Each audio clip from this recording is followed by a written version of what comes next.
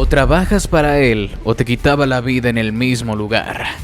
El Harfuch, en un operativo sin precedentes, decidió llevar a cabo una requisa en contra de la casa de la Perris, lugar en donde lo que encontró lo dejó helado. Más de 164 federales secuestrados yacían casi moribundos rodeados de ratas en esa casa. ¿Qué era lo que se ocultaba en esa casa? Quédate hasta el final del video y descubre la verdad de lo que se ocultaba en ese lugar. A poco más de una semana de que Omar García Harfuch, secretario de Seguridad Federal, confirmara públicamente que el asesinato de la Perris fue una ejecución planeada desde dentro, el funcionario ordenó un cateo silencioso pero contundente a una propiedad clave. La casa de seguridad principal de Figueroa Benítez tenía en la zona serrana de Badiraguato. Lo que ahí se encontró cambió el enfoque de toda la investigación nacional. La operación se llevó a cabo al amanecer del jueves 29 de mayo de 2025, sin cobertura mediática previa y con participación directa de fuerzas especiales de la Marina, personal de inteligencia del CNI y agentes tácticos de la Guardia Nacional. El objetivo, según revelaron fuentes de seguridad a este medio, era asegurar cualquier dispositivo, archivo o evidencia que pudiera arrojar luz sobre el nivel de información que la Perris poseía y que lo convirtió en blanco de una ejecución encubierta. Sin embargo, nadie estaba preparado para lo que encontraron dentro. El inmueble, una finca aparentemente abandonada, ubicada en una zona boscosa de difícil acceso, presentaba una fachada casi intacta.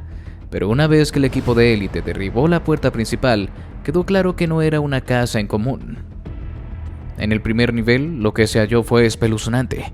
Los cuerpos sin vida de al menos 6 elementos de la Policía Federal desaparecidos desde enero de este año, maniatados, algunos con señales de tortura y otros en avanzado estado de descomposición. Todos con credenciales oficiales, todos desaparecidos en servicio. Uno de los peritos que participó en la intervención declaró bajo anonimato: "Sabíamos que había cosas ocultas, pero no imaginamos encontrar una especie de fosa viviente en medio de una residencia narca". La sorpresa no terminó ahí. En el sótano de la propiedad, oculto tras una falsa pared con acceso magnético, los agentes encontraron una habitación blindada que operaba como centro de planificación táctica. En las paredes cuidadosamente organizados se exhibían mapas detallados de la Ciudad de México, Monterrey, Guadalajara y Tijuana. Al lado, planos de rutas policiales, horarios de vigilancia, claves de comunicaciones internas y hasta diagramas de convoyes oficiales. Lo más alarmante fueron 2 paneles que contenían documentos titulados Operación Cuervo y Jaque del Estado. Según fuentes dentro del operativo, estos archivos detallaban una serie de atentados planeados para los siguientes 3 meses, dirigidos contra funcionarios, convoyes ministeriales y centros logísticos clave del gobierno federal. En uno de los planos incluso se mostraba posibles rutas de escape hacia Guatemala, Belice y nombres codificados y fechas ya marcadas. Para Harfuch, quien llegó personalmente al lugar horas después de asegurado el perímetro, fue un punto de inflexión. Este no era un simple traidor. Este hombre estaba en el centro de algo mucho más grande. Planeaba movimientos que no solo ponían en riesgo operativos, sino la estabilidad de todo el aparato de seguridad nacional, afirmó durante una breve declaración a su equipo más cercano. Pero lo más inhumano se hallaba aún más al fondo de la propiedad. Al abrir una compuerta metálica oculta bajo el garaje, las fuerzas especiales accedieron a una estructura subterránea de al menos 60 metros cuadrados, dividida en 3 compartimientos. Ahí, en condiciones infrahumanas, se encontraban 164 hombres con signos visibles de desnutrición, golpes recientes y estados de salud precarios, quienes fueron identificados posteriormente como obreros y choferes secuestrados desde febrero y marzo en municipios aledaños. Según los primeros informes médicos, estos hombres eran forzados a trabajar en la fabricación de droga sintética, principalmente metanfetamina, bajo amenazas constantes y turnos de hasta 18 horas. Algunos presentaban quemaduras químicas en las manos, otros lesiones severas por castigos. Uno de ellos, con el rostro cubierto de vendajes, apenas podía hablar, pero alcanzó a decir: "Nos decían que si hablábamos, nos enterraban ahí mismo". Los sobrevivientes fueron trasladados en helicópteros de la Marina a instalaciones médicas resguardadas en Mazatlán, donde reciben atención y se espera que sus testimonios sirvan como prueba clave para desarticular lo que ahora ya no se considera solo una célula de seguridad del cártel, sino una unidad paramilitar encubierta que operaba desde el corazón de la estructura del narco. La finca fue inmediatamente asegurada como escena de interés estratégico nacional y se determinó que será investigada por una célula mixta de la FGR, el Ejército y el CNI. Los documentos incautados están siendo digitalizados en la base de inteligencia de San Fernando, mientras Harfuch prepara un informe clasificado que será entregado directamente a la presidencia. ¿Y ahora qué harían? ¿Cuál sería el siguiente paso? Tras el hallazgo escalofriante en la finca de Badiraguato, donde Jorge Humberto Figueroa Benítez, alias La Perris, mantenía a un grupo de hombres cautivos en condiciones infrahumanas para fabricar drogas sintéticas, el secretario de Seguridad Federal, Omar García Harfuch, ordenó el traslado inmediato de uno de los sobrevivientes a instalaciones seguras en Mazatlán. Lo que ese hombre reveló bajo resguardo durante un extenso interrogatorio dirigido personalmente por personal del Centro Nacional de Inteligencia dejó perplejos incluso a los agentes más experimentados. No se trataba de trabajadores forzados al azar. La mayoría eran combatientes, policías estatales, exmilitares y hasta agentes infiltrados que, según el testigo, cayeron prisioneros tras un enfrentamiento armado con el grupo de La Perris semanas antes. Nos emboscaron en un cañón cerca de la Soyatita. Éramos 12. Pensábamos que era una operación de control territorial, pero ellos ya nos estaban esperando, declaró el hombre identificado por seguridad como Ángel N., un exoficial de la Policía Estatal sinaloense. Su rostro, aún marcado por heridas recientes, se mantuvo firme mientras narraba una de las escenas más crudas documentadas en los últimos operativos antidrogas. Ángel explicó que su equipo formaba parte de una patrulla mixta con participación federal que tenía como objetivo interceptar una ruta clandestina usada para el tráfico de precursores químicos. Sin embargo, al entrar en la zona montañosa, fueron rodeados por al menos 20 sicarios fuertemente armados. No fue un tiroteo, fue una cacería. En menos de 10 minutos ya habíamos perdido a 6 compañeros. Intentamos huir, pero los caminos estaban cerrados con vehículos quemados. Ellos sabían exactamente dónde íbamos a caer. Los que sobrevivieron fueron desarmados y trasladados con los ojos vendados a lo que después descubrirían era la finca de Figueroa Benítez. Durante el trayecto escucharon a los sicarios hablar de recibir instrucciones del patrón, ya que los esperaba con una decisión tomada. Lo que ocurrió a continuación quedaría grabado para siempre en la memoria de Ángel. Nos bajaron a todos, nos pusieron en fila frente a él. La Perris estaba ahí, con su chaleco antibalas y una pistola cromada. Caminó frente a nosotros como si fuera un comandante dando instrucciones, y sin levantar la voz nos dijo: «Aquí no hay cárcel ni negociación. Aquí viven los que me sirven y mueren los que me estorban». Según su relato, Figueroa les ofreció una única salida: vivir, pero no como esclavos del narcotráfico, fabricando droga sintética las 24 horas del día. Pueden usar sus manos para cocinar cristal, o pueden usarlas para cavar su tumba. Ustedes deciden, les dijo. 3 de los capturados respondieron que preferían morir antes que fabricar veneno. No llegaron a terminar la frase. La Perris los ejecutó a sangre fría, ahí mismo, frente a los demás. Fue un mensaje claro. Si alguien dudaba, ya no había lugar para dudas. Nosotros sabíamos que si decíamos que no, moriríamos como ellos. Así que aceptamos, no por cobardía, por sobrevivencia. Los cuerpos de esos 3 oficiales fueron arrojados a una fosa improvisada, que más tarde también sería localizada por el equipo forense enviado por Harfuch. La crueldad del acto, sumada a la precisión con la que la finca estaba equipada para operar como un laboratorio clandestino de alta producción, convenció al secretario de que lo que enfrentaban no era solo una red criminal, sino una estructura paramilitar con métodos de dominación absolutamente despiadados. El testimonio de Ángel también permitió reconstruir cómo operaba el sistema de esclavitud química impuesto por la Perris. Cada uno de los prisioneros tenía un rol asignado: limpieza de cristalería, mezcla de sustancias, empaque y distribución en compartimentos falsos de camiones agrícolas. Los alimentos eran racionados, no se permitía el descanso más allá de 6 horas. El lugar estaba equipado con el sistema de cámaras internas monitoreadas desde el cuarto blindado, y cualquiera que se demorara o cometiera un error era golpeado o encerrado sin agua por días. Nos trataban como bestias, nos decían que ya no éramos ni hombres, que ahora solo éramos manos para producir. Pero también sabíamos que si lográbamos vivir un poco más, quizás algún día alguien nos encontraría. Ese algún día llegó con el cateo ordenado por Harfuch, quien declaró horas después del interrogatorio: «Lo que este hombre nos reveló no es solo el testimonio de una víctima, es el grito de alerta de lo que puede convertirse México si no detenemos esta degeneración del crimen organizado. Hoy no solo secuestran rutas o plazas, secuestran personas, conciencia y hasta el concepto mismo de humanidad. El testimonio de Ángel ya forma parte de la carpeta federal abierta por la Fiscalía General de la República y será clave para reconstruir el modus operandi de las células subordinadas a la Perris.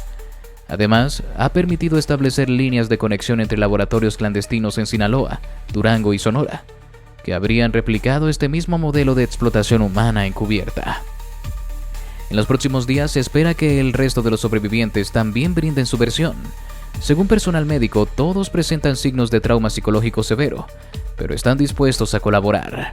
Algunos incluso han solicitado protección para sus familias, temiendo represalias de lo que queda del grupo que encabezaba la Perris.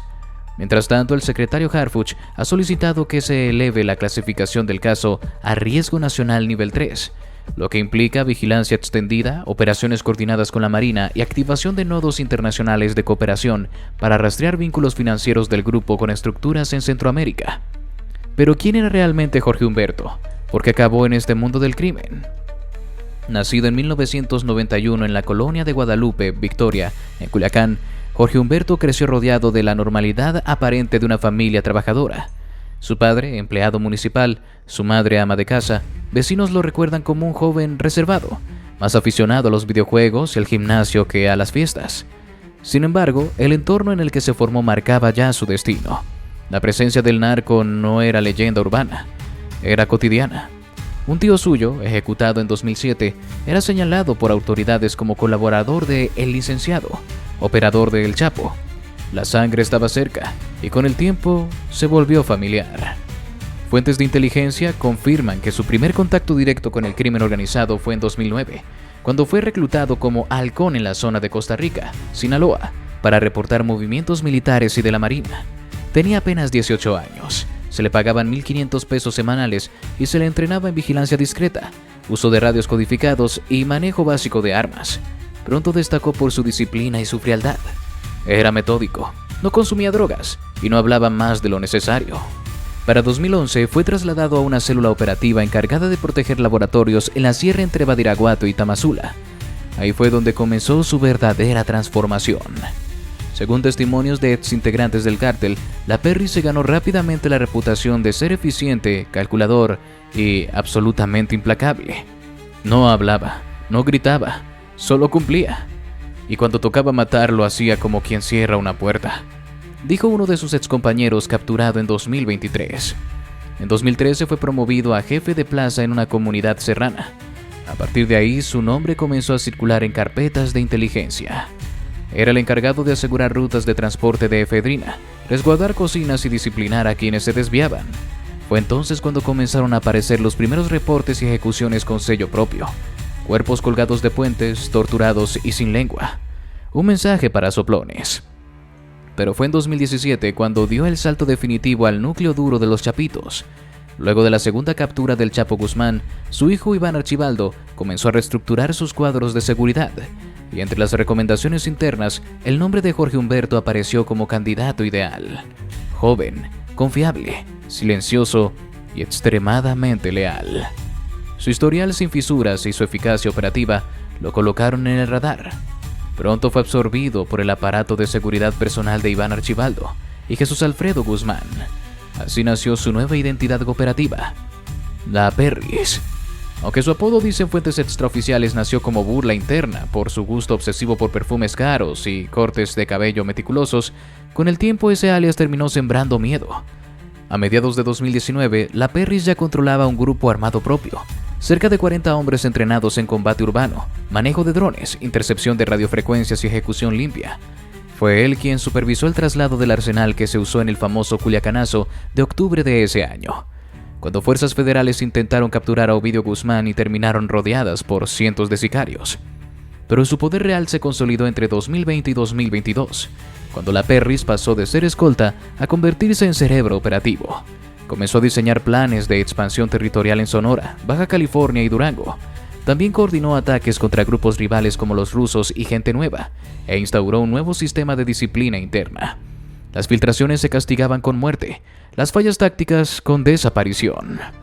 Uno de los crímenes más atroces que se le atribuyen ocurrió en septiembre de 2021, cuando ordenó el incendio de una vivienda en la que se ocultaban 2 desertores del cártel. Dentro murieron 4 personas, entre ellos una niña de 6 años. Las cámaras de seguridad de la zona captaron su vehículo llegando al lugar minutos antes, y aunque nunca se le pudo imputar, la investigación permanece abierta. También se le responsabiliza de coordinar al menos 3 ataques directos contra convoyes de la Marina en 2022, donde murieron 8 elementos federales. En uno de esos casos se usaron artefactos explosivos improvisados, IED, una táctica inusual en el cártel pero que la Perris habría importado tras recibir asesoría de células colombianas y salvadoreñas, según documentos clasificados. Pero su momento de máximo poder llegó en noviembre de 2023, tras la captura de Néstor Isidro Pérez Salas, el Nini. La estructura de seguridad de los Chapitos quedó descabezada, y fue entonces que Iván Archibaldo depositó su confianza plena en Jorge Humberto. Lo nombró comandante general de los Ninis, responsable no solo de la protección de los Guzmán, sino de toda la arquitectura de inteligencia urbana del cártel. La Perris asumió el cargo con mano dura, rediseñó el sistema de vigilancia de Culiacán, ordenó instalar cámaras clandestinas en postes del gobierno y comenzó a infiltrar informantes en organismos públicos. Su red llegó a tener contacto con policías municipales, empleados de juzgados y operadores logísticos. Se dice que una de sus estrategias más efectivas fue utilizar funerarias como centros de reunión y distribución. Pero el poder tiene un precio. A finales de 2024, la Perris comenzó a sospechar que era prescindible. Varios de sus hombres más cercanos fueron asesinados sin explicación. 2 de sus vehículos blindados fueron atacados en carretera. Se sintió traicionado, aislado. Y fue entonces cuando comenzó a jugar su carta final, entregar información al Estado. Su cooperación con autoridades, aunque secreta, fue fulminante. En solo 3 semanas facilitó la captura de 3 operadores clave, el Jerito, el 200 y el Jando. Con ello se convirtió en blanco de su propio bando. La traición no se perdona, y mucho menos dentro del círculo de los Chapitos. El 21 de mayo de 2025, mientras se reportaba un operativo de rutina en Navolato, Sinaloa, la Perris fue ejecutado de 3 disparos certeros. Inicialmente se dijo que fue abatido por fuerzas del ejército, pero días después Harfuch reveló que había sido asesinado por orden directa del cártel, tras sobornar a un militar. Pero ahora, ¿qué haría el Harfuch? ¿Cuál sería su nuevo anuncio? Hoy no comparezco solo como funcionario, comparezco como ciudadano, como padre, como mexicano.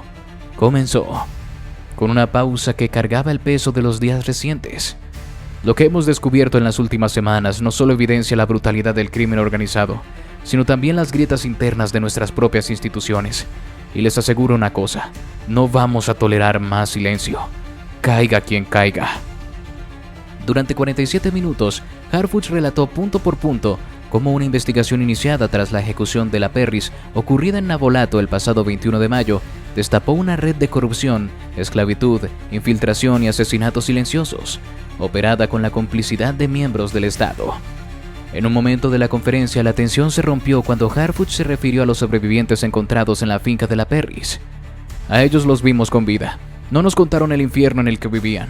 Nos hablaron de cómo vieron morir a compañeros que se negaron a colaborar. Nos dijeron que eran golpeados, obligados a trabajar con químicos tóxicos, tratados como animales. Y mientras eso ocurría, alguien en uniforme cobraba por mirar hacia otro lado. Eso es lo que vamos a cortar de raíz. No vamos a esconder lo que ocurre dentro, vamos a exponerlo, porque el cáncer no se combate cubriéndolo con una venda, se combate con bisturí, y este va a ser quirúrgico. Ante la pregunta inevitable sobre si había complicidades de niveles superiores del gobierno, Harfuch no vaciló. Estamos investigando todo. No hay vacas sagradas. Nadie está por encima de la ley. Y quien haya cobrado por permitir que este hombre hiciera lo que hizo, será procesado como cómplice del crimen organizado. También anunció la creación de una comisión ciudadana de observación, integrada por periodistas, defensores de derechos humanos y académicos, que tendrá acceso permanente al seguimiento del caso. No vamos a permitir errores del pasado. La sociedad debe ver, debe saber, porque cuando se conocen los errores, también nace la voluntad de detenerlos. Y así llegamos al final de este video. Si te gustó, te invito a que nos des tu me gusta para seguir haciendo más videos como este. Además de que no olvides suscribirte y activar la campanita para que no te pierdas ninguno de nuestros nuevos videos. Te deseo un gran día. Hasta la próxima.